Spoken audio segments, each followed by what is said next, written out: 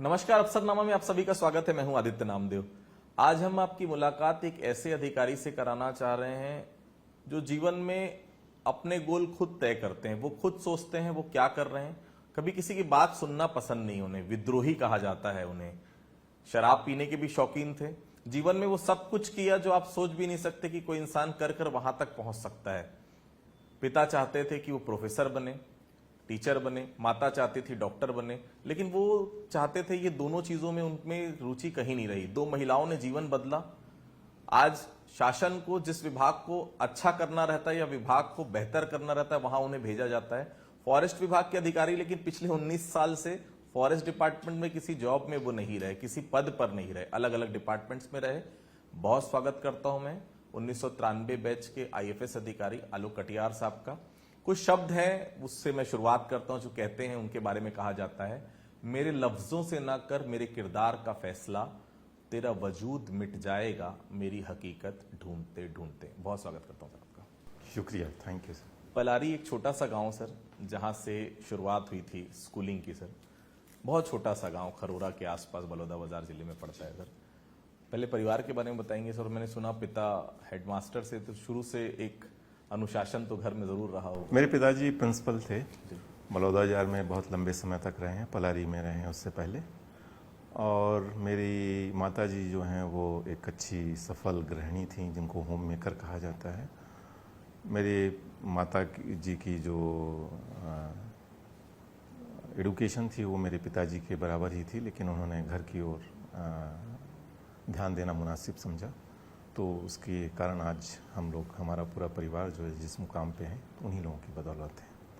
मेरे घर में मेरा एक छोटा भाई है जो कि भारतीय पुलिस सेवा में है, आईपीएस है, 1997 बैच का। और मेरी एक छोटी बहन है और वो भी एक अपना बिजनेस संभालती है, अपने घर का बिजनेस संभालती है। सर स्कूलिंग पलारी से हुई, फिर अचानक साइंस कॉलेज और बायो सब्जेक्ट आपने लिया, जितना मैंने आपसे बातचीत की सर। लेकिन घर वालों से कभी दूर रहा नहीं गया, क्योंकि 12th तक तो साथ में ही थे सब। बीएससी होने के बाद भी फर्स्ट ईयर का एग्जाम आपने दिया नहीं सर। केवल होम सिकनेस इसका कारण था, घर वालों से बहुत ज्यादा लगाव था, इसलिए फर्स्ट ईयर का एग्जाम ही नहीं दिया? इसके गहन कारणों को मैं जब जब सोचता हूँ कि क्या वाजिब मुनासिब कारण रहा होगा, मैं शून्य हो जाता हूँ। लेकिन उसमें से निश्चित रूप से एक होम सिकनेस भी रही है। गांव का एक वो लड़का रहा है जो कि एक बड़े शहर में आता है और फिर उसकी चकाचौंध में खो जाता है। तो ये भी निश्चित रूप से कहीं ना कहीं रहा होगा, जिसमें कि मेरा व्यक्तित्व तो खो गया था और मैं पहला साल नहीं दे पाया था अपने बीएससी का। सर आप अक्सर एक बात कहते हैं कि मैं जैसा हूं आपकी मर्जी है, मुझे आप एक्सेप्ट करें या रिजेक्ट करें, लेकिन मैं जैसा हूं मैं वैसे ही हूं। आज की जनरेशन को भी वैसा ही होना चाहिए। आपके जो मूलभूत व्यक्तित्व है, जिसको कि कहते हैं आपका कोर और पर्सनालिटी जो है, वो तो कभी भी नहीं बदलना चाहिए, किसी के लिए भी नहीं बदलना चाहिए। नहीं तो कुंठाएं जन्म देती हैं, डिप्रेशन होता है आपको, आप खुल के नहीं वो कर पाते हैं जो आप करना चाहते हैं। तो निश्चित रूप से कि आपको नहीं बदलना चाहिए किसी के भी दबाव में या किसी के मर्जी के अनुरूप। माता पिता को शुरू से बहुत विश्वास था सर। उनका ये कहना था कि अगर आलोक पत्थर में भी पैर मार देगा तो पानी निकल जाएगा। ये विश्वास उनका शुरू से ही था आपके ऊपर? मेरे को ऐसा लगता है हर माता पिता को अपने बच्चों पर बहुत यकीन होता है, जिसको आप कई बार ओवर कॉन्फिडेंस भी कह सकते हैं। और वो मेरे भी माता पिता का वो विश्वास, आत्मविश्वास रहा है।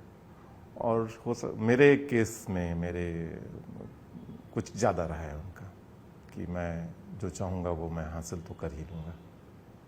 पढ़ाई में बहुत ज़्यादा अच्छे रहे नहीं सर। एमएससी की अगर बात करें 15 सीटें थी तो शायद 15वीं सीट आप ही को मिली थी। हाँ, लास्ट सीट जो है वो मेरे खाते में गई थी बड़ी जद्दोजहद के बाद। और मैं क्लास में सबसे आखिरी बैक बेंचर जिन्हें कहते हैं वो मैं रहा हूँ। कब तय हुआ सर ये? कहाँ से ऐसा लगा कि ये जो जीवन है ये अचानक किसी मोड़ पर पहुंच गया और कहीं मोड़ पर पहुंचना चाहता है, किसी दिशा, कहीं ना कहीं उसे दिशा मिल गई हो? ये दिशा मेरा एमएससी फाइनल में तय हुआ, जबकि मैं यूनिवर्सिटी में टॉपर के रूप में दर्ज हुआ, तब एक दिशा तय हुई कि हाँ सिविल सर्विस को दिया जा सकता है और मैं उसको निकाल भी सकता हूँ।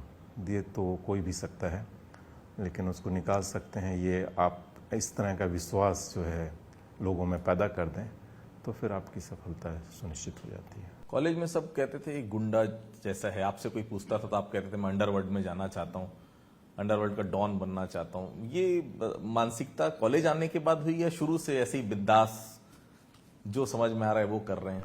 बिंदास तो मैं शुरू से रहा हूँ, बचपन से रहा हूँ, एग्रेसिव रहा हूँ, बहुत ज़्यादा इम्पोजिंग रहा हूँ मैं। ये सच है कि मेरा उस समय जो एटीट्यूड था, एप्टीट्यूड था, वो बिल्कुल यही था कि मैं मौका मिलेगा तो मैं अंडरवर्ल्ड डॉन रहूँगा। लेकिन वो सही नहीं है कि इस तरह के ख्याल रखना उस उम्र में, और वो आपको एक गलत दिशा भी दे सकती है। तो वो एक मेरा एक बचपना ही था।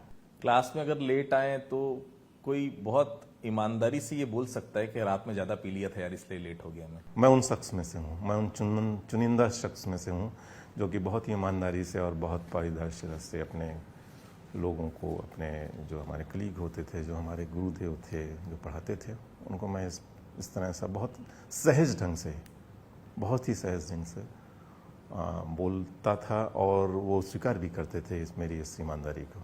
सर लेकिन एमएससी तक धीरे धीरे ये समझ में आने लगा टीचर्स को कि फोकस हैं आप काफ़ी काम को लेकर, अपनी पढ़ाई को लेकर। लोगों ने विश्वास करना शुरू किया, वो सहपाठी जो कतराते थे आपके साथ वो साथ होने लगे। उनको भी समझ में आ गया कि बंदा कैसा भी हो लेकिन अपने काम को लेकर बिल्कुल फोकस है। मेरी सफलता का मूल मंत्र, मेरी ही नहीं बल्कि सारे लोगों की सफलता का मूल मंत्र सिर्फ दो ही चीज़ें होती हैं। एक है फोकस, दूसरा है हार्ड वर्क।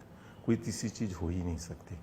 यदि आप हार्ड वर्क करते हैं, परिश्रम करते हैं, हो सकता है उस जिस क्षेत्र में आप परिश्रम कर रहे हैं वहाँ आपको सफलता ना मिले, लेकिन किसी और जगह वो परिश्रम आपका काम आएगा। एक आदत बन जाएगी और आप जिस क्षेत्र में भी कदम रखेंगे वो परिश्रम काम आएगा। इसी तरह से फोकस होना। फोकस होने का मतलब है कि आप अंदर जा रहे हैं, आप बाहरी जो शक्तियाँ हैं, बाहरी जो दुनिया है, उससे आप अंदर की तरफ अपने आप को ले जा रहे हैं, सारी शक्तियों को, सबको। तो फोकस होना भी बहुत ही महत्वपूर्ण है यदि आपको सफलता पाना है। दोनों ही चीज़ें मैं अपने में पाया हूँ और दोनों ही आज भी मेरे साथ साथ साथ कदम मिला के चलती हैं। अचानक चेंजेस बहुत ज़्यादा होने लगे। आपने कई अपने लोगों से कहा भी कि मैं आईएफएस बनना चाहता हूँ। मैं उस समय कहता था कि मैं सिविल सर्विस में जाऊँगा, ऑल इंडिया सर्विस में जाऊँगा, आईएफएस बनूँगा, आईएएस बनूँगा। तो लोगों को लगता है कि मैं मजाक कर रहा हूँ। शायद उनको लगता था कि कुछ है जो कि मैं ऊल जलूल कुछ भी बोल रहा हूँ, शायद नशे में बोल रहा हूँ। लेकिन फिर धीरे धीरे उनको यकीन होने लगा कि नहीं ये होने वाला है। वो गेम चेंजर कौन था सर जिसने आपके दिमाग में ये बात डाली, हाँ तू आईएफएस कर सकता है, यूपीएससी कर सकता है? मेरी माँ जो है वो, उनको बहुत यकीन था, और मेरी एक मित्र, महिला मित्र थी जो मेरे साथ पढ़ती थी, उसको बहुत यकीन था कि मैं निश्चित रूप से निकालूंगा। यकीन को आपने बदलने की शुरुआत इलाहाबाद जाके की सर? हाँ, मैं यहाँ से रायपुर में एमएससी करने के बाद तुरंत ही इलाहाबाद गया था। 1.5-2 साल में वहाँ रहा। एमए एंशिएंट हिस्ट्री में हमने वहाँ दाखिला लिया और फिर उसके बाद कुछ सामंजस्य स्थापित नहीं हो पाया वहाँ से, तो फिर मैं दिल्ली चला गया। कंपटीशन जैसी कोई चीज नहीं होती, आपका ये मानना है सर? हर आदमी अपने आप में यूनिक है। जब आदमी यूनिक है तो फिर दूसरे से उसका कंपटीशन कैसे हो सकता है? मेरा फिलोसफिकली मैं मानता हूँ कि प्रतिस्पर्धा जैसी कोई चीज़ नहीं होती है। आप चाहे आप एक गेम खेलें या परीक्षा दें या जिंदगी के किसी और क्षेत्र में रहें, हर आदमी की अपनी एक विशेषता है, यूनिकनेस है, और वो उस हिसाब से काम करता है और जिन परिस्थितियों में वो रहता है उस हिसाब से काम करके वो जो है आगे बढ़ता है। प्रतिस्पर्धा तो हम लोग तैयार करते हैं। हम कहते हैं कि आपको इससे आगे निकलना है, आपको नंबर 1 पे पहुंचना है, 2 पे आना है, 3 पे आना है, आपको ये हासिल करना है। तो वो एक फेक है, वो कल्टीवेटेड चीज़ है। नेचर में प्रतिस्पर्धा जैसी कोई भी चीज़ नहीं होती है। हर आदमी अपने टाइम और स्पेस के हिसाब से आगे बढ़ता है। आईएफएस बनना भी सपना होता है सर किसी के लिए। आईएफएस भी बन गए, लेकिन वहां भी जो एटीट्यूड है हमारा वो नहीं बदला। वहां भी मतलब जो ट्रेनिंग सेशन के समय भी जो आपके सीनियर्स रहे हो, यहाँ वहाँ जो प्रोफेसर्स रहे हो, वो चाहते थे कहीं ना कहीं कि आपको आईएफएस से हटा दिया जाए। वो भी पल याद आता है आज भी। एक्चुअली जब मैं आईएफएस ज्वाइन किया था इंडियन फॉरेस्ट सर्विस को, तब मैं मानसिक रूप से तैयार नहीं था इस सर्विस के लिए। इनफैक्ट मैं किसी भी गवर्नमेंट जॉब के लिए फिट हूं ही नहीं। आज भी मैं सबऑर्डिनेशन में काम नहीं कर सकता। और वहां जाने के बाद जो इस तरह की रेजिमेंटलाइजेशन था, जिस तरह की एक कुछ सेट प्रिंसिपल्स और नियमों के तहत, जिनको रूल्स एंड रेगुलेशन का नाम दिया जाता है, पर्सनालिटी को बदलने की या निखारने की कोशिश की जाती है, मैं उससे सहमत नहीं था और मैं विद्रोह करता था। हर एक बात पे विद्रोह करता था। जहां नहीं भी करना था वहां भी करने लगा, सिर्फ इसीलिए कि विद्रोह करना है। और काफ़ी बड़ा तबका मेरे से नाखुश भी रहने लगा है, मेरे अपने कलीग्स भी। फिर भी आईएफएस आप बने हैं सर? फिर भी आईएफएस बना। कुछ लोग रहे हैं मेरे जो सीनियर्स थे, उन्होंने बहुत सपोर्ट किया। तो नहीं तो निश्चित रूप से मेरे को बाहर कर दिया जाता, निश्चित रूप से। सर जब हम फील्ड में और जिंदगी में इतने विद्रोही होते हैं तो कोई ना कोई साधने वाला घर में होना चाहिए। आपकी वाइफ के बारे में कुछ बताएंगे? मेरी पत्नी जो है वो एक बहुत सीनियर ब्यूरोक्रेट की बेटी है और वो भी सिविल सर्विस में एक आना चाहती थी, लेकिन शादी के बाद उसने सिविल सर्विस छोड़ के मेरे साथ रहना पसंद किया उसका। और उसके बाद वो अपनी खुद एक सक्सेसफुल बिजनेसमैन है। पत्नी ने ज़रूर मेरे को, जब भी मैं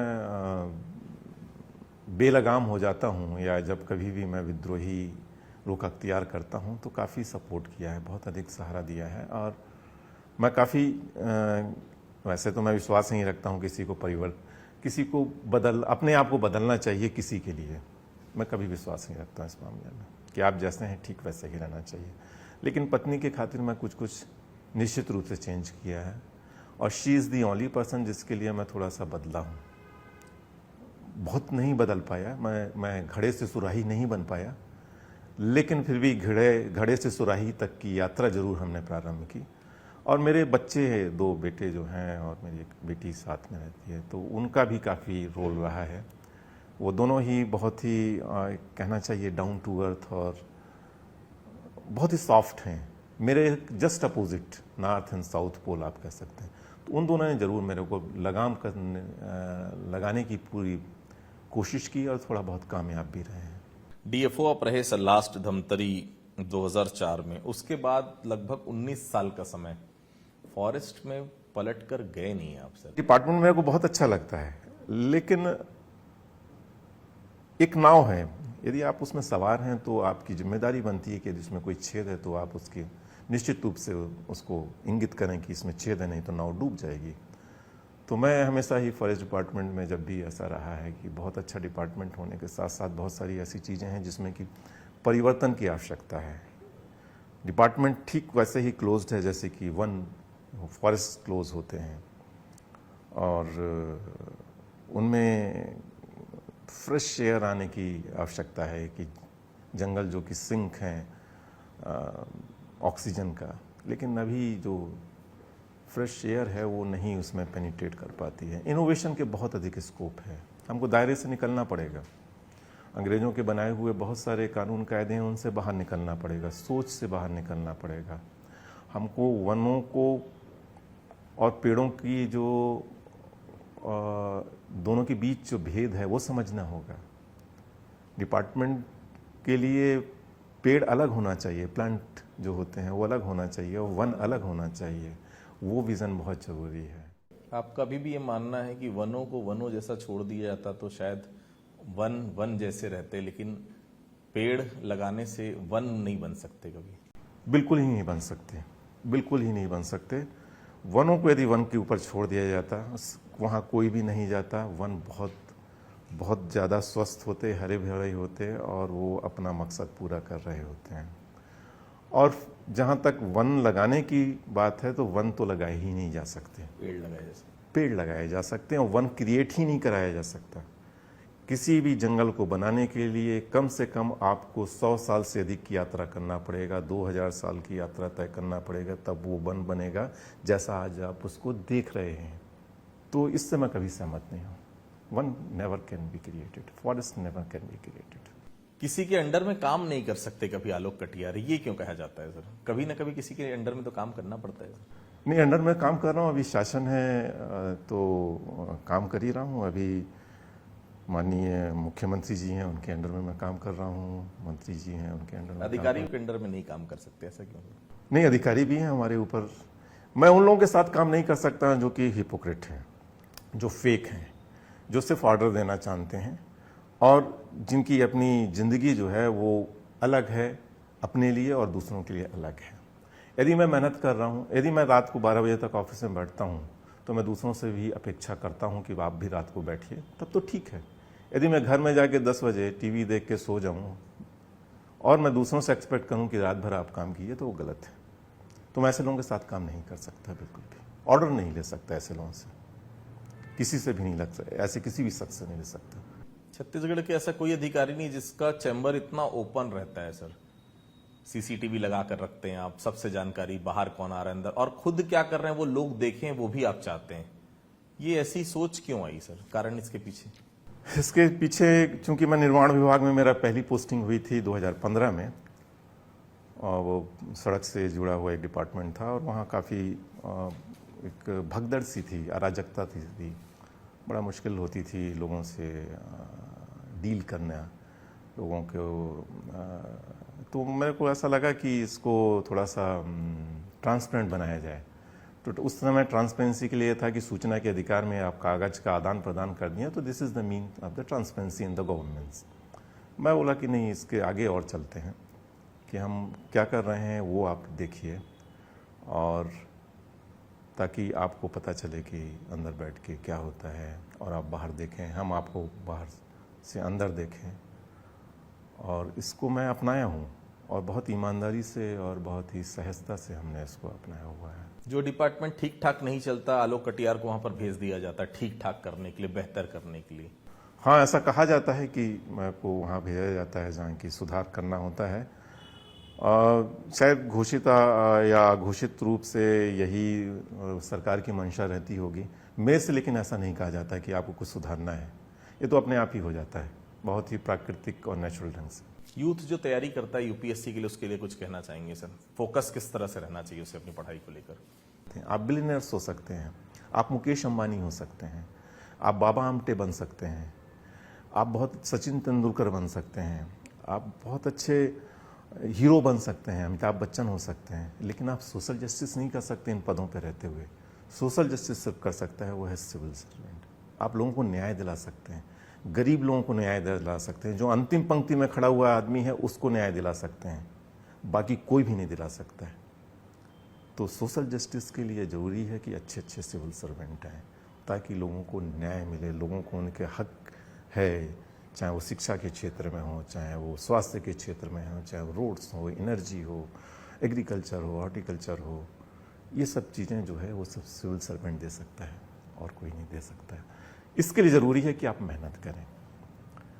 मेहनत ही की है सबकी, इसकी ज़रूरत लास्ट में पड़ती है। यदि आप मेहनत कर रहे हैं तो आप पत्थर से भी पानी निकाल लेंगे। और वो मेहनत यदि एक जगह कहीं आप फेल हो जाते हैं, असफल होते हैं, तो निराश नहीं होना चाहिए। वो मेहनत कहीं ना कहीं आपको ज़रूर पे करेगी, निश्चित रूप से पे करेगी। मैं अपनी पूरी जर्नी में बहुत ज़्यादा उतार चढ़ाव आए हैं। कई बार तो ऐसा लगा है कि सब कुछ ख़त्म हो गया है, अब नहीं ऊपर जाया जा सकता है, अब उठा ही नहीं जा सकता है, लेकिन वो मेहनत पे की मेरे को। चलिए, बहुत बहुत धन्यवाद सर हमसे बातचीत करने के लिए। तो आपने सुना आईएफएस आलोक कटियार साहब को, बहुत साफ इनका कहना है, मेहनत का कोई दूसरा सब्स्टिट्यूशन नहीं होता। आप मेहनत करिए, फोकस रहिए, सफलता आपको जरूर मिलेगी। तो अवसरनामा में इतना ही, अगली बार फिर किसी अधिकारी से आपकी मुलाकात कराएंगे, तब तक के लिए बहुत बहुत धन्यवाद।